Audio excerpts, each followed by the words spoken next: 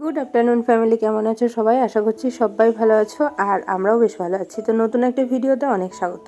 চলো আজকে তোমাদের সাথে এমন কিছু শেয়ার করছি যেটা আমি ফার্স্ট টাইম বানাচ্ছি। সেটা হচ্ছে, দেখতেই পারছো 3-4টে এরকম কাগজ দিয়ে গোল গোল আকারে কেটে নিয়েছি। আর এগুলো কিন্তু আমি রেডি করছিলাম মানে নতুন বছরের জন্য, পয়লা বৈশাখের জন্য। তো আমার কাছে কিছু কড়ি ছিল আর কিছু কালারও ছিল। তো আলতা দিয়ে প্রথমত এটাকে ডেকোরেট করেছি, তারপর এই যে লিখেছি দেখো ফেব্রিক দিয়ে। আর এখন এই কড়িগুলোকে কিন্তু আঠা দিয়ে বসিয়ে দিচ্ছি। পুরোটা আমি নিজের হাতেই বানিয়েছি, অনেকটা সময়ও লেগেছে। আর এগুলো না এক একটা কুলো টাইপের বানাচ্ছি ছোট ছোট। তো ফাইনাল লুকটা কেমন হয়েছে জানাবার। এই হারটাও কিন্তু আমিই বানিয়েছিলাম, একটু এদিক ওদিক হয়ে গেছে কড়িগুলো। আর তারপরে বানাতে বসেছি। এখন একটা পাখা ছিল ঘরে, তো সেই পাখাটাকে একটু সুন্দর করে ডেকোরেট করব। পয়লা বৈশাখে যে সমস্ত ডেকোরেশনগুলো হয় সেগুলো আমি বাড়িতেই নিজের হাতে মানে তৈরি করার চেষ্টা করছি। তারও একটা কারণ আছে, পুরোটাই কিন্তু এই ভিডিওতে শেয়ার হবে। চলো, তোমরা কিন্তু কেউ স্কিপ করবে না, দেখতে থাকো। আর এখানে আমি পাখার ওপরে একটু ডেকোরেট করে এখানে স্বস্তিক চিহ্ন আঁকার চেষ্টা করছিলাম। যদি স্বস্তিক চিহ্ন আঁকতে কোনো ভুল হয়ে থাকে তো তোমরা মাফ করে নেবে, কারণ আমি মানে কখনো ওভাবে ডেকোরেশন করিনি বা আঁকিও নি স্বস্তিক চিহ্ন। দেখে দেখে যেটুকু মানে চেষ্টা করেছি আর কি। তো এইখানে দেখতে পাচ্ছ ব্যাচ রয়েছে, মানে বরের সমস্ত মিটিং থেকে আনা ব্যাচগুলো।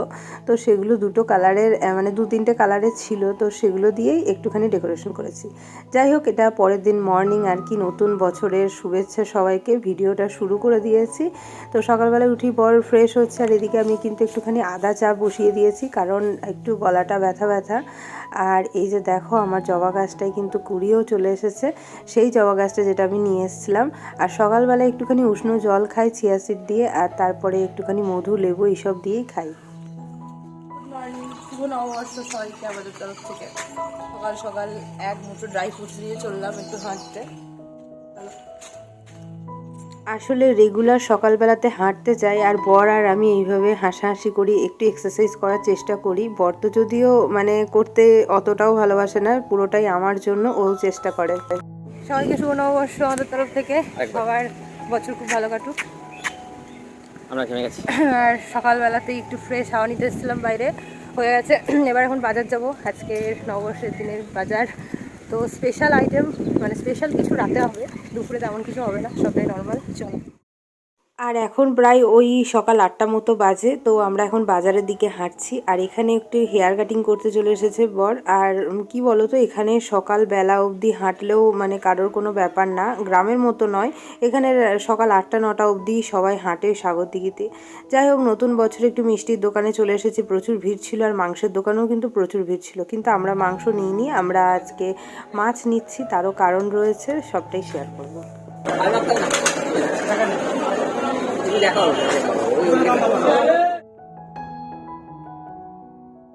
বাজার হাট করে এখানে হাঁটতে হাঁটতে আমরা বাড়ি ফিরছি, খুব একটা দূরে নয়। আর এইখানে একটা ডিশ বানাবো বলে দেখো কাঁচা আমগুলো ছিল, তো ওগুলো পেস্ট করলাম প্রথমত। আর এখানে রান্নাটাও কিন্তু একসাথে চলছে, চাল কুমড়ো রান্না হচ্ছে।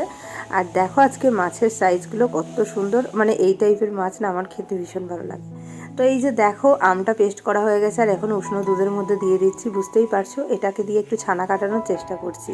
তো একটাই আম ছিল, অনেক চেষ্টা করে একটুখানি ছানা কেটেছে। আর সকালবেলা টিফিনে ছিল লাড্ডু, ডিম সেদ্ধ আর কিন্তু মটর সেদ্ধ। আর এই যে দেখো ছানাটা খুব সুন্দরভাবে কেটে গেছে, আর এখন ছানাটাকে আমি ছেঁকে নেবো।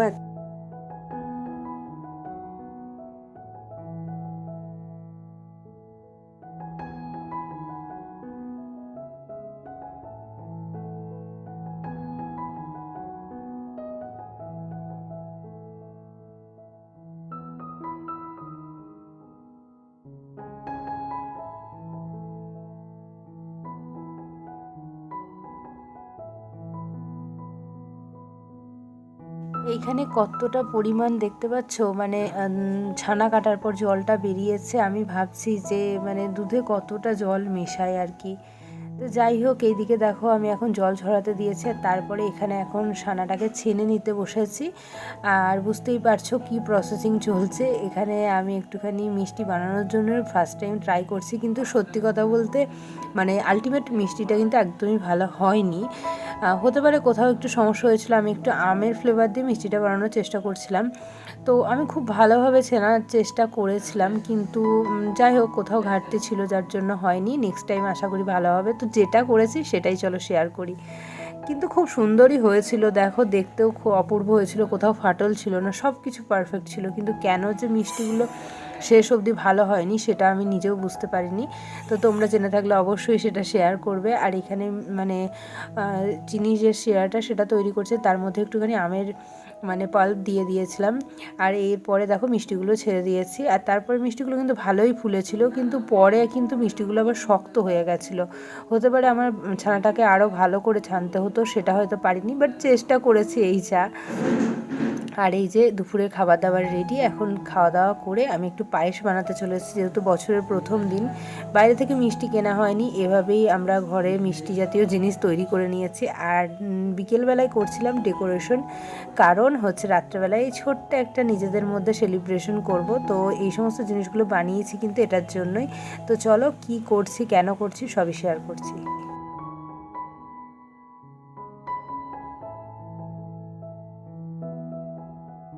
আর এই হচ্ছে তার ফাইনাল লুক, মানে বাইরে কিন্তু আলো রয়েছে এখনও, আর আমরা ঘরটাকে অন্ধকার করে দিয়ে জাস্ট দেখছিলাম। গুড ইভিনিং সবাইকে। তো এখন সন্ধ্যেবেলা সব কিছু ডেকোরেশন মোটামুটি কমপ্লিট করেছি। আর এখন নতুন জামা পরে নিয়েছি, ভালো লাগছে না পরতে, কিন্তু পরেছি। বরকে বলছি আবার খুলে অন্য জামা পরে বেরোচ্ছি জাস্ট দেখানোর জন্য।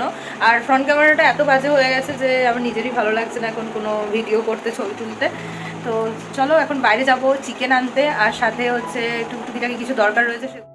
ছোটোবেলায় গ্রামে পাড়ায় পাড়ায় বিক্রি করতে আসতো এই মটকাগুলো, 4 পিস করে দিত, কিন্তু সেই মটকাগুলোই এখন খাচ্ছি আমরা 10 টাকা দিয়ে কিনে।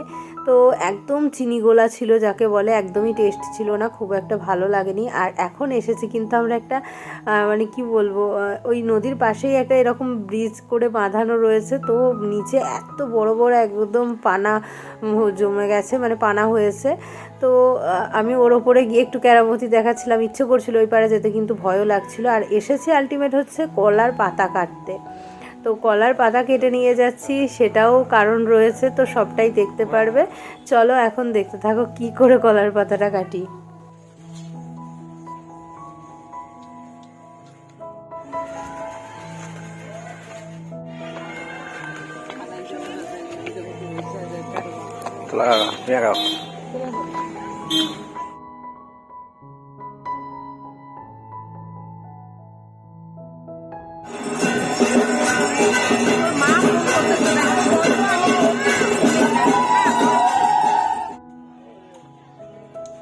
সন্ধেবেলায় মাংস কিনতে যাওয়ার সময় গেছিলাম একটু মদনমোহন বাড়িতে, ওখানে পুজো হচ্ছিল নতুন বছরের দিন বলে, আর বেশ ভিড় ছিল। কিন্তু তারপরে সেখান থেকে একটুখানি চিকেন নিতে চলে এসেছিলাম বাজারে।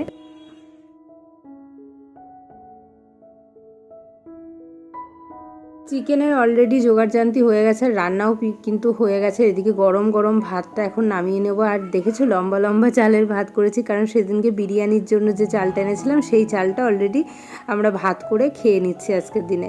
আর এই যে দেখো কলার পাতাগুলোকে কিন্তু গোল গোল করে কাটা হয়েছে, আর সাথে কিন্তু ছিল একটুখানি স্পাইটও রেখেছিলাম।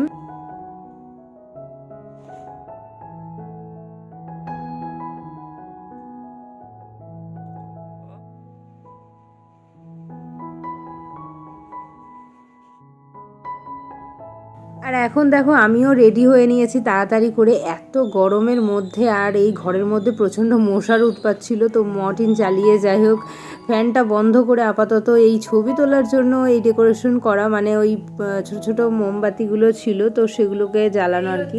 আমরা গরমের মধ্যে নিজেদের শুধু আনন্দের জন্য, সেলিব্রেটের জন্য এত কষ্ট, রাত্রি 9টা 9:30 মতো বাজছে, এত ডেকোরেশন করতে গিয়ে অনেকটা সময় চলে গেছে। গতবার পয়লা বৈশাখে আমরা বাড়িতে ছিলাম, বাড়িতেই খাওয়া দাওয়া করেছিলাম সবাই মিলে, কিন্তু এবার যেহেতু বাড়ি যেতে পাইনি, তো যার জন্য নিজেদের জন্য একটু ডেকোরেশন নিজেরাই করেছি আর কি।